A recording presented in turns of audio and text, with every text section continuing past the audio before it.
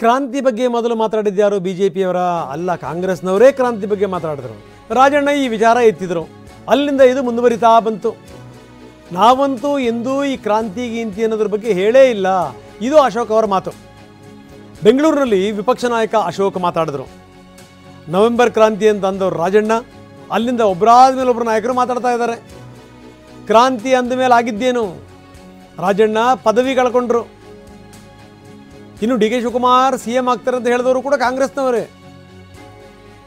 ಮೊದಲು ಈ ಕುರ್ಚಿ ಕಿತ್ತಾಡ ಬಿಟ್ಟು ಅಭಿವೃದ್ಧಿ ಮಾಡಿ ಅಂತ ಕೂಡ ಅಶೋಕ್ ಹೇಳಿದ್ದಾರೆ. ನಾವಲ್ಲ ಹೇಳ್ತಾ ಇರೋದು, ನಮ್ಮವ್ರು ಯಾರನ್ನ ಹೇಳಿದಾರ BJP ಅವರು ಕ್ರಾಂತಿ ಅಂತ? ಯಾರು ಹೇಳಿಲ್ಲ. ಕ್ರಾಂತಿ ಹೇಳಿದ್ದು ಕಾಂಗ್ರೆಸ್ ಅವರು, ರಾಜಣ್ಣ ಅವರು ಮಂತ್ರಿ ಸ್ಥಾನ ಹೋಯ್ತು. ರಾಮನಗರದ MLA ಹೇಳಿದ್ರು, ದಾವಣಗೆರೆ MLA ಹೇಳಿದ್ರು, ಕಾಂಗ್ರೆಸ್ಸಿನ 10 ಜನ MLAಗಳು ಕ್ರಾಂತಿ ಎಲ್ಲ ಹೇಳಿದವರು ಅವರು, ಬದಲಾವಣೆ ಹೇಳಿದವರು ಅವರು, DK ಶಿವಕುಮಾರ್ ಮುಖ್ಯಮಂತ್ರಿ ಆಗ್ತಾರೆ ಅಂತ ಹೇಳಿದವರು ಕಾಂಗ್ರೆಸ್ ಅವರು. ನಾವ್ಯಾರು ಹೇಳಿಲ್ಲ. ನಾವು ರಾಜ್ಯದ ಅಭಿವೃದ್ಧಿ ಮಾಡಿ, ನಿಮ್ಮ ಕುರ್ಚಿಯ ಕಿತ್ತಾಟ ಬಿಟ್ಟು ರಾಜ್ಯದ ಜನತೆಗೆ ಒಳಿತು ಮಾಡಿ ಅಭಿವೃದ್ಧಿ ಮಾಡಿ. ಕಳೆದ 2.5 ವರ್ಷದಲ್ಲಿ ಅಭಿವೃದ್ಧಿ ಕುಂಠಿತ ಆಗಿದೆ. ನಿಮ್ಮ ಹತ್ರ ಹಣ ಇಲ್ಲ, ಪಾಪರ ಹುಟ್ಟಿದ್ದೀರಾ, ಹಣ ಹೊಂದ್ಸೋಕ್ಕೆ ಏನಾದರೂ ಪ್ರಯತ್ನ ಮಾಡಿ ಅನ್ನೋ ಮಾತನ್ನು ನಾವು ಹೇಳ್ತಾ ಇದ್ದೀರಿ. ಕ್ರಾಂತಿ ಭ್ರಾಂತಿ ಎಲ್ಲ ನಿಮ್ಮ ಪಾರ್ಟಿಯಲ್ಲೇ ದಿನನಿತ್ಯ. ಈಗ ಡೆಲ್ಲಿಗೆ ಯಾಕೆ ಹೋಗಿದ್ದಾರೆ? ಪೆರೇಡ್ ಯಾಕೆ ಮಾಡ್ತಾ ಇದ್ದಾರೆ? ಸಿದ್ದರಾಮಯ್ಯ ಮಗ ಯಾಕೆ ಫೀಲ್ಡಿಗೆ ಬಂದು ನಮ್ಮ ಅಪ್ಪನೇ 5 ವರ್ಷ ಅಂತ ಹೇಳ್ತಾ ಇದ್ದಾರೆ? ಇದು ಹಲವಾರು ಪ್ರಶ್ನೆಗಳು ಕಾಂಗ್ರೆಸ್ ನಾಯಕರೇ ಎತ್ತಿರೋದು, BJP ತೆಗೆದಿರೋದು ಅಲ್ಲ. ಇದು 10 ಸಮಸ್ಯೆಗಳಿದೆ. ಜನರ ಸಮಸ್ಯೆಗಳ ಬಗ್ಗೆ ಸರ್ಕಾರ ಗಮನ ಕೊಡಬೇಕು. ಅದನ್ನು ಬಿಟ್ಟು ಬರೀ ಕುರ್ಚಿ ಕಿತ್ತಾಟ ಮಾಡೋದ್ರಲ್ಲಿ ಏನು ಅರ್ಥ ಇದೆ ಅಂತ ಕೇಳಿದ್ದಾರೆ ವಿಜೇಂದ್ರ.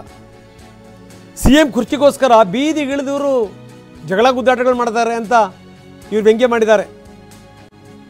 ಅಷ್ಟೇ ಅಲ್ಲ, ನವೆಂಬರ್ ತಿಂಗಳ ತನಕ ಮುಗಿಯೋ ತನಕ ನೋಡೋಣ, ಅದಾದಮೇಲೆ ಏನಾಗುತ್ತೆ ನೋಡ್ತಾ ಇರಿ ಅಂತ ಕೂಡ ವಿಜೇಂದ್ರ ಹೇಳಿದ್ದಾರೆ.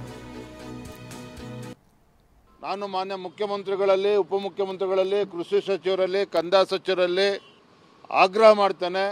ನಿಮ್ಮ ಮುಖ್ಯಮಂತ್ರಿ ಕುರ್ಚಿಗೇನು ಇವತ್ತು ಪೈಪೋಟಿ ನಡೀತಾ ಇದೆ, ಬೀದಿಗಿಳಿದು ಹೊಡೆದಾಡ್ತಾ ಇದ್ದೀರಿ, ಬಡ್ದಾಡ್ತಾ ಇದ್ದೀರಿ. ಇದು ಏನಾಗುತ್ತೋ, ನವೆಂಬರ್ ತಿಂಗಳಿಗೆ ಏನಾಗ್ತದೋ ಅದೆಲ್ಲ ಕಾದು ನೋಡೋಣ. ಆದರೆ ಇವತ್ತು ಕಬ್ಬು ಬೆಳೆಗಾರರು ಇರ್ಬೋದು ಅಥವಾ ರೈತರು ಇರ್ಬೋದು, ಅವರ ಸಮಸ್ಯೆಗಳಿಗೆ ಸ್ಪಂದನೆ ಮಾಡಬೇಕಾಗಿರ್ತಕ್ಕಂಥದ್ದು ರಾಜ್ಯ ಸರ್ಕಾರದ ಕರ್ತವ್ಯ. ಆ ನಿಟ್ಟಿನಲ್ಲಿ ಈಗಲಾದರೂ ಕೂಡ ಎಚ್ಚೆತ್ತುಕೊಂಡು ಸ್ಪಂದನೆ ಮಾಡಬೇಕು ಅಂತೇಳಿ ಈ ಸಂದರ್ಭದಲ್ಲಿ ಆಗ್ರಹವನ್ನು ಮಾಡ್ತಾ ಇದ್ದೇನೆ. ನಾನು ಮಾನ್ಯ ಮುಖ್ಯಮಂತ್ರಿಗಳಲ್ಲಿ, ಉಪಮುಖ್ಯಮಂತ್ರಿಗಳಲ್ಲಿ, ಕೃಷಿ ಸಚಿವರಲ್ಲಿ, ಕಂದಾಯ ಸಚಿವರಲ್ಲಿ ಆಗ್ರಹ ಮಾಡ್ತೇನೆ. ನಿಮ್ಮ ಮುಖ್ಯಮಂತ್ರಿ ಕುರ್ಚಿಗೇನು ಇವತ್ತು ಪೈಪೋಟಿ ನಡೀತಾ ಇದೆ, ಬೀದಿಗಿಳಿದು ಹೊಡೆದಾಡ್ತಾ ಇದ್ದೀರಿ, ಬಡ್ದಾಡ್ತಾ ಇದ್ದೀರಿ. ಇದು ಏನಾಗುತ್ತೋ, ನವೆಂಬರ್ ತಿಂಗಳಿಗೆ ಏನಾಗ್ತದೋ ಅದೆಲ್ಲ ಕಾದು ನೋಡೋಣ. ಆದರೆ ಇವತ್ತು ಕಬ್ಬು ಬೆಳೆಗಾರರು ಇರ್ಬೋದು ಅಥವಾ ರೈತರು ಇರ್ಬೋದು, ಅವರ ಸಮಸ್ಯೆಗಳಿಗೆ ಸ್ಪಂದನೆ ಮಾಡಬೇಕಾಗಿರ್ತಕ್ಕಂಥದ್ದು ರಾಜ್ಯ ಸರ್ಕಾರದ ಕರ್ತವ್ಯ. ಆ ನಿಟ್ಟಿನಲ್ಲಿ ಈಗಲಾದರೂ ಕೂಡ ಎಚ್ಚೆತ್ತುಕೊಂಡು ಸ್ಪಂದನೆ ಮಾಡಬೇಕು ಅಂತೇಳಿ ಈ ಸಂದರ್ಭದಲ್ಲಿ ಆಗ್ರಹವನ್ನು ಮಾಡ್ತಾ ಇದ್ದೇನೆ.